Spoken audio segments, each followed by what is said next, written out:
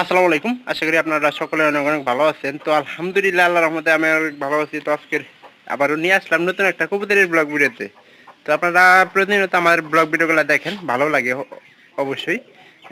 অবশ্যই যারা কবুতর ব্লগ ভিডিওগুলো দেখেন একটা লাইক করে একটা কমেন্ট করে জানাবেন। তো আজকে যে বিষয়টা নিয়ে আসছি সেটা হলো যে আমরা ঘরের ভিতরে কিন্তু কবুতর লালন পালন করা শুরু করে দিয়েছি। তো এই কবুতর লালন পালনের ঘরের ভিতরে আপনার সুবিধার অসুবিধা কি, তো সেই সম্পর্কে আজকের এই ভিডিওটা। তো আশা করতেছি যে আপনাদের কাছে এই ভিডিওটা একটুখানি এলে ভালো লাগবে। তো আমরা কবুতর কিন্তু একটা শখের জিনিস। কবুতরের ঘরের ভিতরে যে সুবিধাটা সেটা হইতাছে যে আপনার খরচ কম হয়।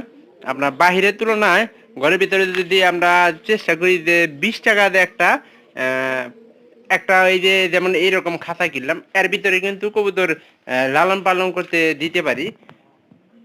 এই যে এই ধরনের এই খাঁচাটা কিন্তু 20 টাকা বা তারও কম হইলো। এটা একটা যে ঘরের ভিতরে কিন্তু বৃষ্টি আসার সম্ভাবনা কম, সেটা কিন্তু আপনারা জানেন। দ্বিতীয়ত হলো বাড়তি আয়। বাড়তি আয়ের জন্য আমরা কিন্তু কবুতর লালন পালন করে থাকি। তো কবুতরের বাড়তি আয়ের জন্য বাহিরে যদি বৃষ্টিতে ঘুষি নষ্ট হওয়ার সম্ভাবনা থাকে, সেটা কিন্তু ঘরের ভিতরে সেটা থাকে না। তো এটা আমাদের খেয়াল করতে হবে। তো এটা একটা সুবিধা। তো সতেজ খাদ্য আমরা কিন্তু কবুতরের এই যে কবুতর গুলা যে কবুতরের এই যে কবুতর যে আছে বাচ্চা আছে, এগুলো কিন্তু একবারে সতেজ খাদ্য। আর এগুলা থেকে কিন্তু অনেক পুষ্টিকর খাবার আর কি, স্বাস্থ্যকর খাবার আমরা সবাই মনে করি।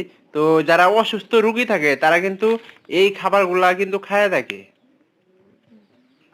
এই খাবারগুলা খায় থাকে। এবং কি এই খাবারের কিন্তু চাহিদাটা সবচেয়ে বেশি। কারণ 200 থেকে 250 বা 300 টাকাও কিন্তু কবুতরের বাচ্চার দাম হয়। আর কবুতর এই যে কবুতরদের ডাকতাছে, যারা কবুতর শখের বসে লালন পালন করতেছি আমরা, কবুতর এই ডাক কিন্তু আমাদের মনে করেন যে মন ভালো করে। একটু বিষয় চিন্তা করবেন, যারা শখের বসে কবুতর লালন পালন করি, মন ভালো করার জন্য কিন্তু কবুতরের দরকার আছে। আর ঘরের মধ্যে কবুতর পালনে অসুবিধা কি হতে পারে, তো সেই বিষয়ে আজকে আলোচনা। তো পরিষ্কার পরিচ্ছন্নতার কিন্তু একটা ঝামেলা আছে কবুতরের। এই যে আমি দেখাই যে 2 দিন 3 দিন পর পর কিন্তু এই যে এই জায়গাটা আমরা পরিষ্কার করি। এই যে দেখেন ময়লা কিন্তু অনেক। আর এইগুলো নিচেও মনে করেন যে ময়লা আটকেছে, এগুলা পরিষ্কার পরিচ্ছন্নতা কারণে ঝামেলা হয়। আর এই মনে করেন যে এই ময়লার কারণে বা এগুলা পরিষ্কার যদি ঠিক মতো না করি, তাহলে কিন্তু কবুতরের রোগ বালাই বেশি হবো। তো এই একটা মনে করেন যে অসুবিধা।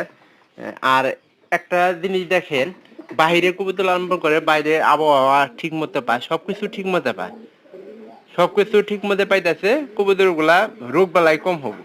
বাহিরে কিন্তু থাকে, তারপরে ঘরের ভিতরে যদি মনে করেন যে সবসময় থাকার চেষ্টা করে, তাহলে কিন্তু রোগ বালাই হওয়ার সম্ভাবনাটা বেশি থাকবো। আর এখানে কিন্তু আমাদের ঘরের ভিতরে কিন্তু সীমিত স্থান আছে। যেমন ধরেন একটা ঘর 18 রাত দিলাম বা 15 রাত দিলাম, এটা কিন্তু ওইটুকু জায়গার মধ্যে কিন্তু কবুতর থাকতেছে। আবহাওয়া বাতাস চলাচল, এখানে যদি আমি আজকে ঘরটা না খুলি, তাহলে কিন্তু আবহাওয়া বাতাস কোনো কিছুই আসবো না। তো এই সমস্যাটাও কিন্তু কবুতরের হয়, যে অসুবিধা যদি আবহাওয়া ঠিকঠাক মতো বাতাস ঠিকঠাক মতো না পায়, কবুতরের রোগ বালাই ধরার সম্ভাবনাটা সবচেয়ে বেশি থাকে। তো আপনারা আপনাদের আজকে আমি ঘরের ভিতর কবুতর লালন পালনের সুবিধাটা কি আর অসুবিধা কি বুঝাইতে পারলাম। তো এখানে বৃষ্টি আসলে কিন্তু কবুতর আমরা চাইলে কিন্তু আটকায় রাখতে পারি, এটা কিন্তু কবুতরের একটা সুবিধা। তো এই জন্য সবকিছু ভাইবে, যেমন এখানে কিন্তু জায়গাও আছে আমাদের পর্যাপ্ত। তো সবকিছু ভাইবে কিন্তু আমরা কবুতরটা ঘরের ভিতরে দিছি।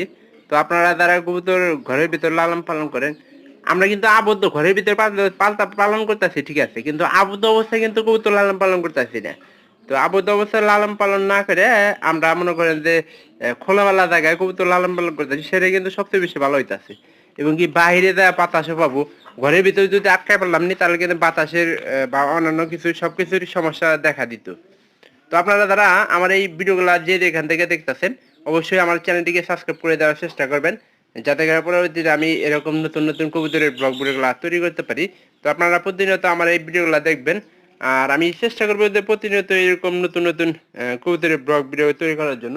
তো ভালো থাকবেন সবাই, দেখা হবে অন্য কোনো নতুন ব্লগ ভিডিওতে অন্য কোনো বিষয় নিয়ে। আর আপনারা প্রতিনিয়ত আমার এই ভিডিওগুলো দেখে যাবেন, আর আমি চেষ্টা করবো নতুন নতুন ভিডিও তৈরি করার।